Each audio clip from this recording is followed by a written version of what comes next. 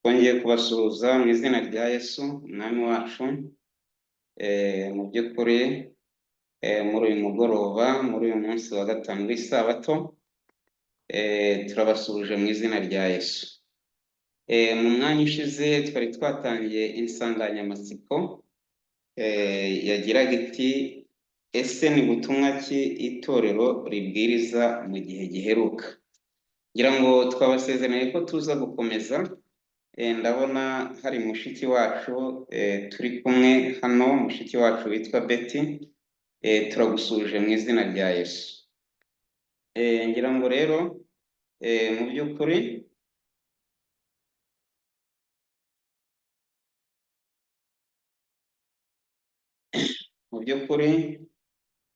nk'uko bisanzwe muri kumwe na mwene so Habumuremyi Welaris mu ishyirahamwe mpuzamahanga ry'abavugabutumwa, itorero ry'Abadivantisiti umunsi wa karindwi rivuguruye. Turagira ngo mbere y'uko dukomeza n'ikiganiro cyacu tubanze dusenge. Urakoze Mana yacu Data wa twese uri mu ijuru, nanone muri aka kanya tuje imbere yawe kugira ngo dukomeze kuganira ku ijambo ryawe. Turagusaba Mwuka Wera kugira ngo tuyobore, kandi iri jambo ryawe rikomeze gufasha buri wese, rimugirire neza, kandi Mwami ribashe kumuha imbaraga zo kunesha ikibi n'igisa nacyo. Tugusaba mu izina rya Yesu, amen.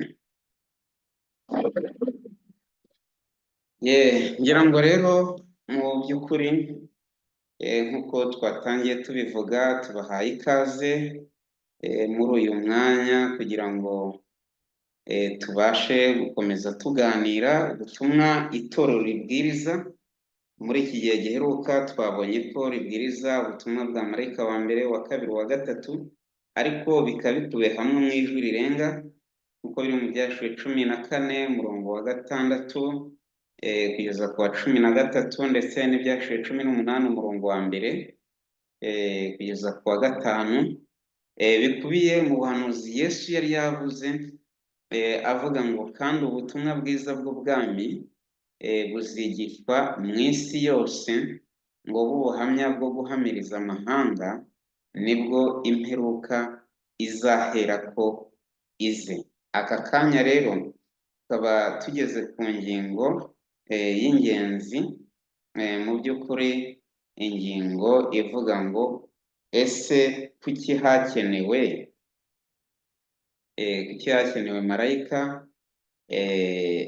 marayika wundi? Marayika wa kabiri ntabwo yari ahagije. Icyo ni ikibazo mu by'ukuri tugomba kwibaza. Kuki hakenewe marayika wundi? Ese marayika wa kabiri ntabwo yari ahagije? Ni ikibazo cy'ingenzi turimo twibaza, kandi mu by'ukuri ni ikibazo dukwiriye gushakira igisubizo mu byanditswe byera. Akaba ariyo mpamvu nyine tugira ngo tubashe kuganira nk'uko mubibona kuri sikirini twabashije kubagezaho. Nyine marayika wa kabiri yacitse intege, niba yaracitse intege ntitubizi. Marayika wa gatatu acika intege. Ese marayika wundi yaje ati? Ese kuki hakenewe nyine uyu marayika wundi kandi asubiramo ibyo marayika wa kabiri yari yavuze? Marayika wa kabiri mu Byahishuwe igice cya 14 umurongo wa 8 aravuga ngo iraguye Babuloni ikomeye, iraguye Babuloni, wa mudugudu wateretse amahanga yose inzoga. Noneho marayika wundi we akongera akabisubiramo. Ikibazo twibaza kugeza n'aka kanya kirabaza ngo ese marayika wa kabiri ntabwo yari ahagije? Kuki hakenewe marayika wundi?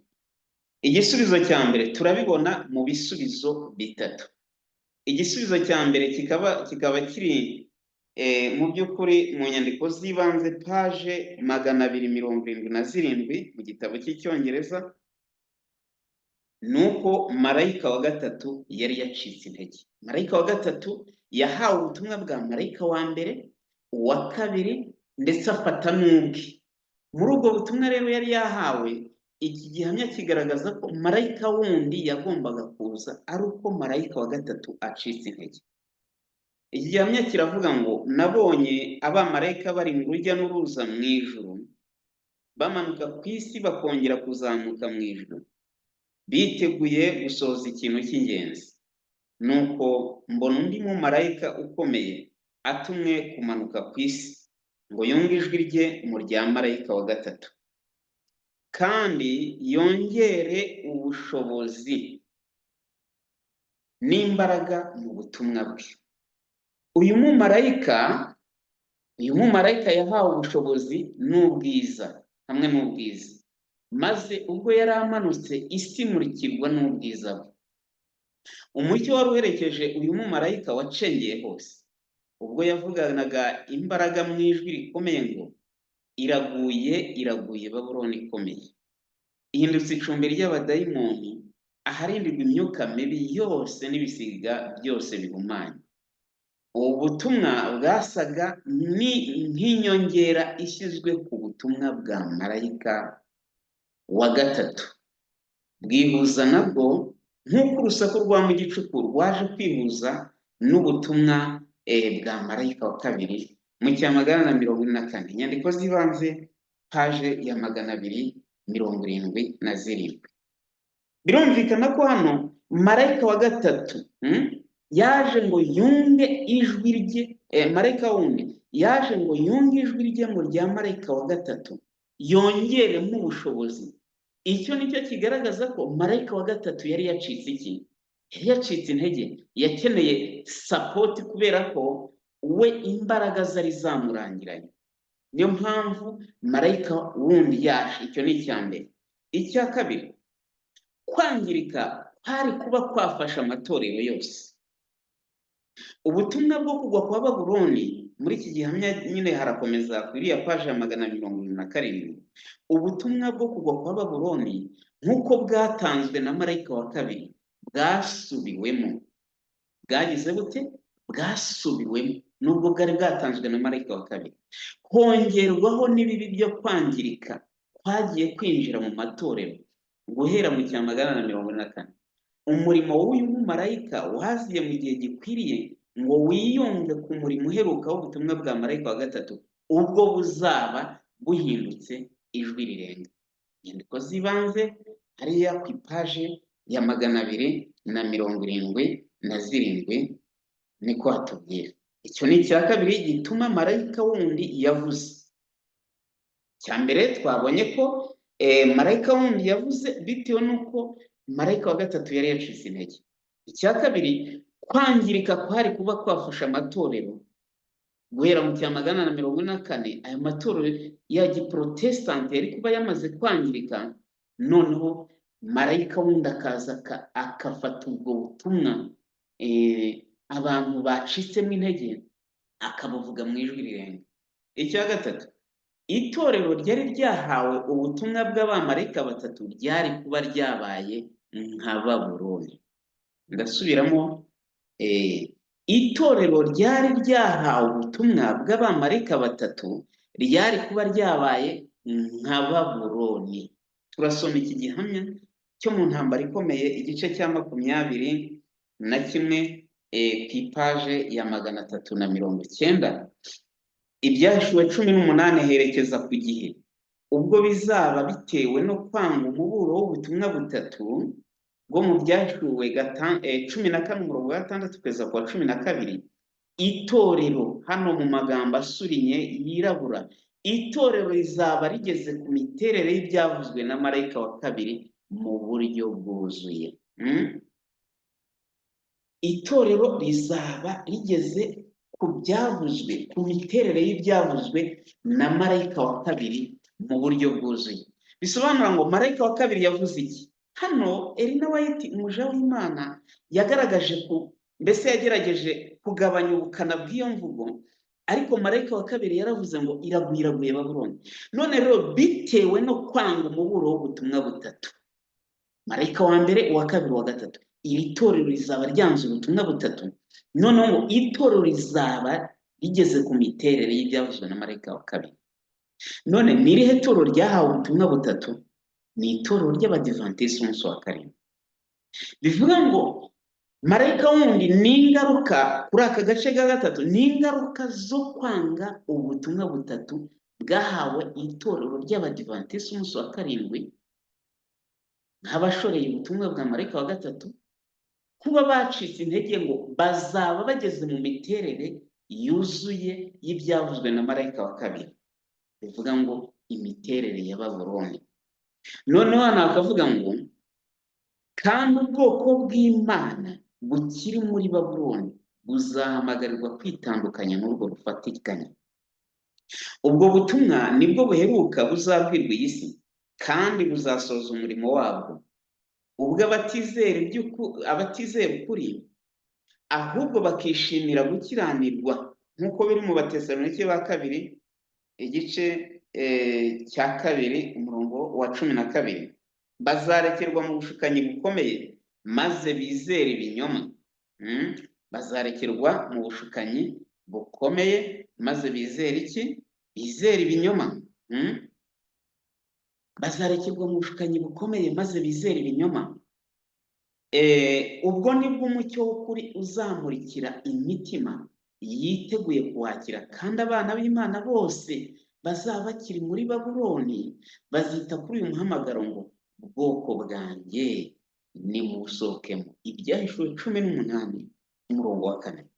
Ibi tubisoma mu gitabo cy'intambara ikomeye igice cya 21, mu Cyongereza ni paji ya 390, ariko muri icyo gice niyo paragarafe iheruka cyangwa se isubi iheruka ku gice kivuga ngo ukuburirwa kutitawe cyangwa se umuburo wanzwe.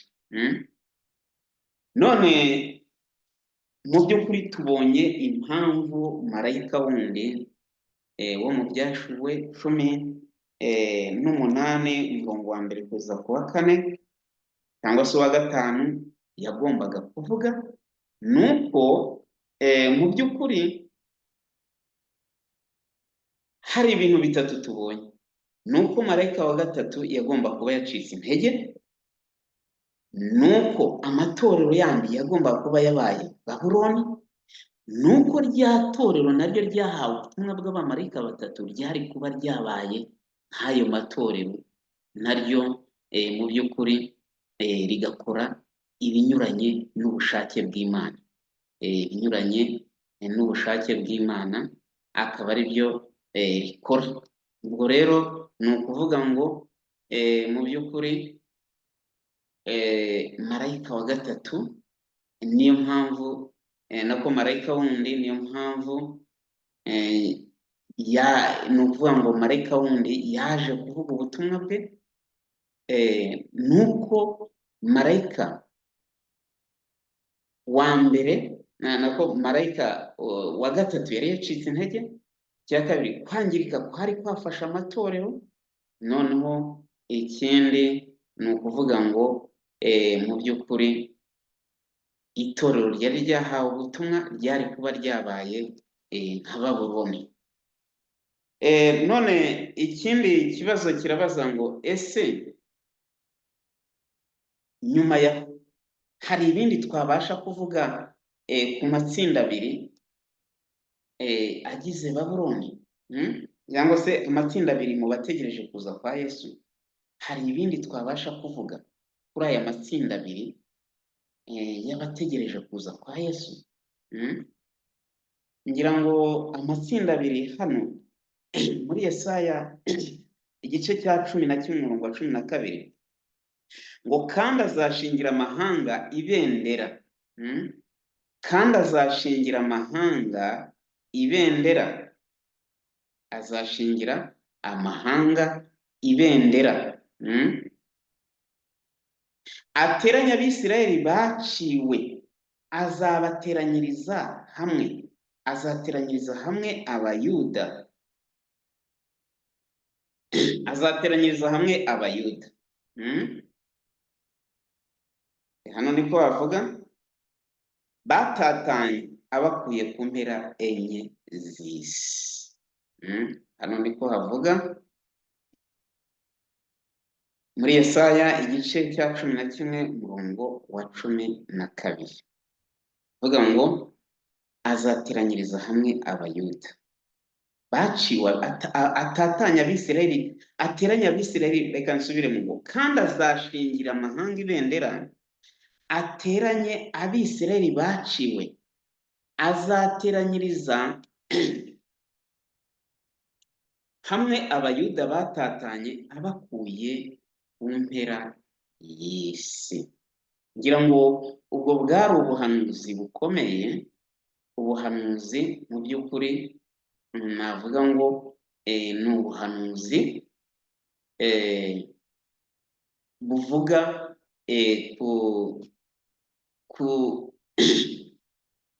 ku basigaye. Ese aba basigaye bazaba ari bantu ki?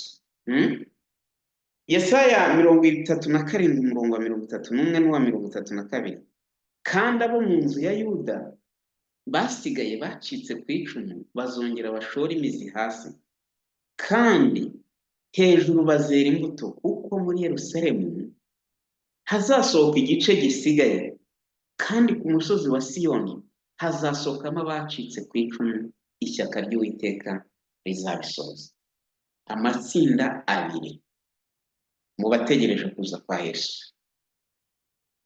ngira ngo abantu benshi batinya kuvuga ibi bintu kubera ko ni ibintu byabayeho mu mateka, ni ibintu bigomba kuvugwa, ni ibintu bijyanye n'ubuhanuzi, nta hantu tugomba kubihungira, kuko niko Imana yari yabivuze. None ikibazo kikabaza ngo ni ryari abasigaye bagombaga kuboneka? Muri Amosi igice cya 9 umurongo wa 9 ngo kuko nzategeka kandi nzagosora inzu ya Isirayeli mu moko yose, nk'uko ingano zigosorerwa ku ntara ntihagire n'imwe igwa hasi. Ni mu gihe rero cy'ishungura, kuko igosora cyangwa se kugosora ni ishungura. Ariko ikibazo hano kibazwa ngo inzu ya Isirayeli mu moko yose, kandi ni gute Abisirayeli ubwoko bukaba bugiye mu moko yose? Bivuga ngo ni Abisirayeli mu by'umwuka bari mu moko yose yo ku isi. Abo bagombaga kugosora.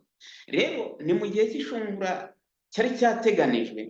Ibi byabayeho mu mwaka wa 1914 mu ntambara ya mbere y'isi yose, kuko Ellen White yari yahanuye ko itorero ryagombaga gucikamo imigabane ibiri. Mu bihamya by'itorero umuzingo wa 6 paji ya 400, ndagira ngo iki gihamya tugisome neza. Avuga ngo ubwo ibigeragezo bizaba bidusatiriye, hari mu mwaka wa 1909 hanura iby'intambara yagombaga kubaho. Gusa we ntiyarazi niba ari ya mbere cyangwa iya kangaha, abayise izina bayise ya mbere y'isi yose. Ngo ubwo ibigeragezo bizaba bidusatiriye, hazabaho ubutandukane ndetse no guhuriza hamwe mu nzego zacu. Turi kumwe? Mu nzego z'ubuyobozi hari kubaho gusepara, gutandukana. Bamwe bakajya aha, abandi bakajya aha. Aba bagahuriza hamwe, n'aba bagahuriza hamwe. Aba bagakora umutwe wabo, n'aba bagakora umutwe wabo. Burya rero bahura ari babiri, umwe aba yigiza nkana.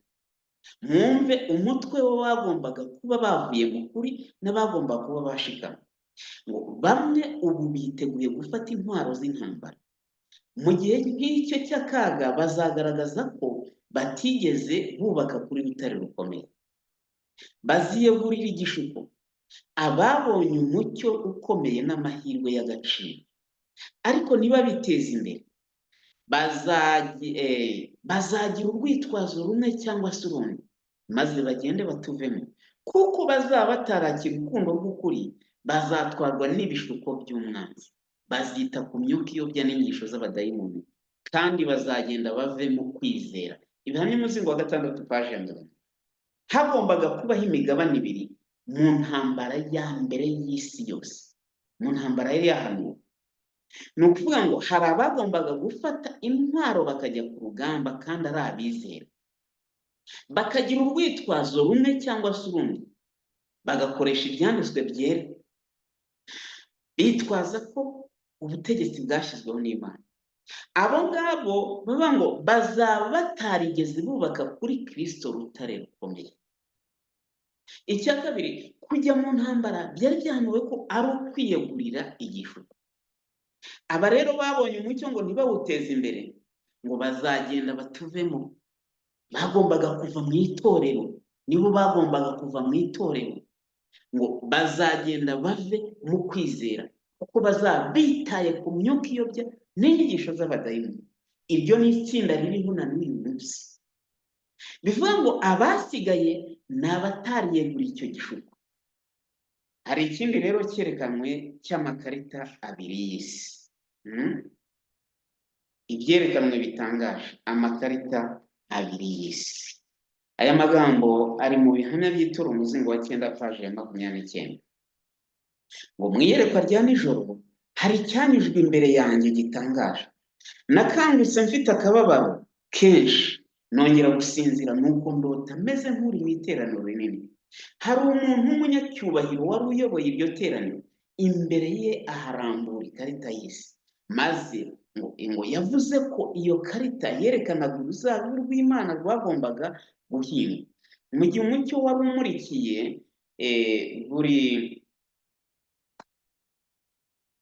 wese uturutse mu ijuru, uwakiriye uwo mucyo nawe yagombaga kumurikishiriza abandi. Ubwo noneho iyo karita yahise ikurwaho, maze mu cyimbo cyayo hashyirwaho indi karita. Kuri iyi karita yo umucyo wamurikaga ahantu hake cyane, igice kinini cy'isi cyasigaye kiri mu mwijima, maze ugasanga umucyo ugenda umurika ibitarutaro. Umwigisha wacu yaratubwiye ngo uyu mwijima watewe n'ingaruka z'uko abantu bakurikiye ibyo bihitiyemo, bakujije ibyo barazwe, ndetse bateza imbere ibyo babogamiramo bibi. Ibihamya by'itora umuzingo wa 9 paje 29. Mwumva hari amakarita abiri y'isi, ariko asa. Ikarita ya mbere yariho inyenyeri nyinshi. Ubwo ni ubutumwa bwa marayika wa 3 bwabwirijwe mu bwinshi, mu buryo bukomeye. Ariko ubwo itorero ryari rimaze kwanga ubwo butumwa, ribugambaniye, iyo karita yahise ikurwaho, hasimbuzwa indi isa nayo, yari iriho utunyenyeri duke. Matayo 7:14, munyure mu irembo rifunganye. Sashini. Hano nanone hahanuwe urugaga rw'ivugurura. Mu bihamya by'itorero umuzingo wa 9 paje y'126. Ngo mu iyerekwa rya nijoro hari ibyanyujijwe imbere yanjye bijyanye n'urugaga rukomeye rw'ivugurura mu bwoko bw'Imana. Benshi basingizaga Imana. Benshi basingizaga iki? Benshi basingizaga Imana. Abarwayi barakijijwe, ndetse n'ibindi bitangaza byarakozwe. Umwuka wo kwitanga waragaragaye, ndetse nk'uko byagenze mbere y'umunsi ukomeye wa Pentekote. Isi yasaga n'iyamurikiwe n'icyitegererezo mvajuru. Ubwoko bw'Imana bw'abanyakuri kandi bwicisha bugufi bwakiriye imigisha ikomeye.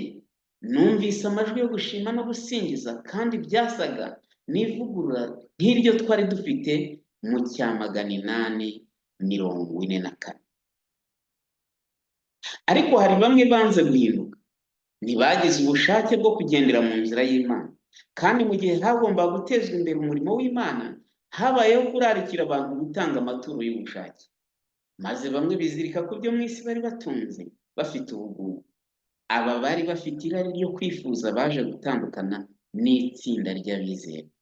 Bihamya by'itora umuzingo wa 9 paje ya 126. Nguko uko byaje kugenda. Hano birumvikana ko urugaga rw'ivugurura, reformatory movement, cyangwa se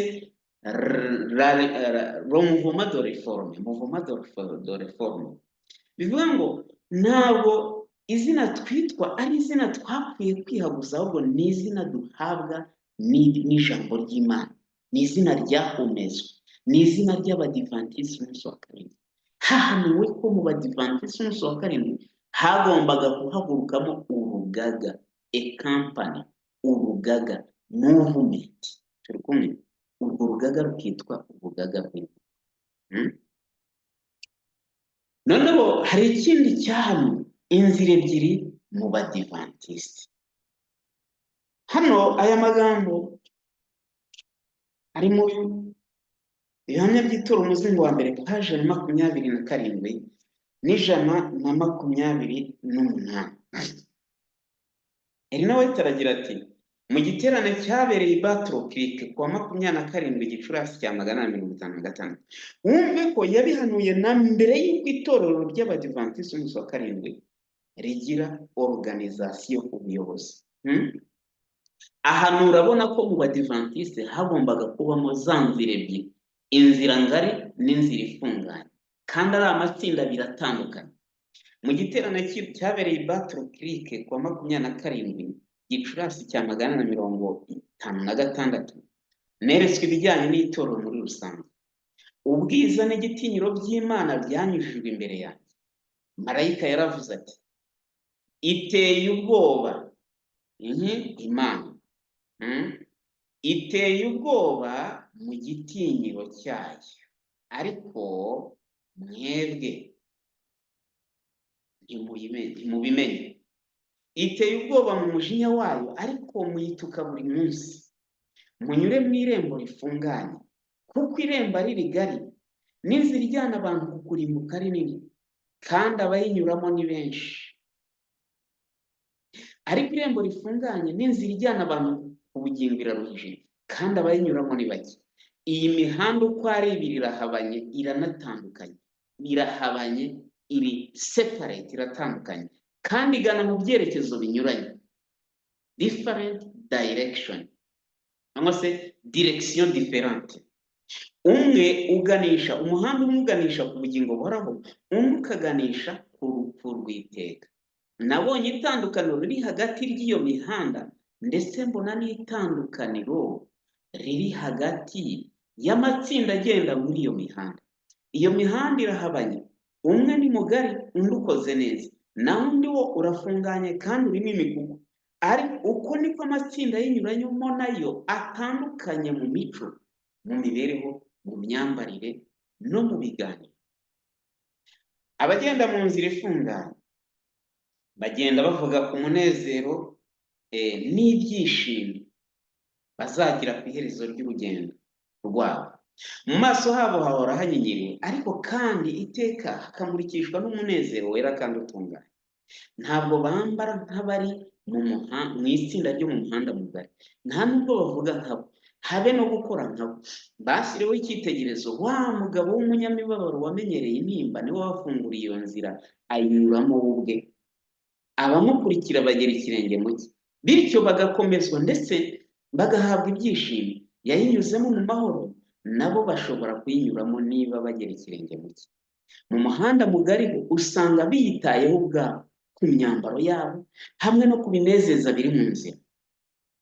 Usanga biroha mu busambo n'ubunyandani niba nta rutangira bafite, bivuga ngo nta temperance bagira. Bityo bikabahuza gutekereza ku iherezo ry'urugendo rwabo, ari ryo kurimbuka gutunguranye kuzabaho ku iherezo ry'inzira. Buri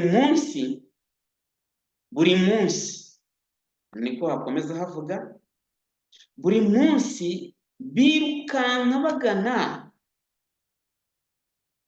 mu kurimbuka kwabo, ariko usanga bongeza umuvuduko cyane. Mbega ukuntu nabonye biteye ubwoba,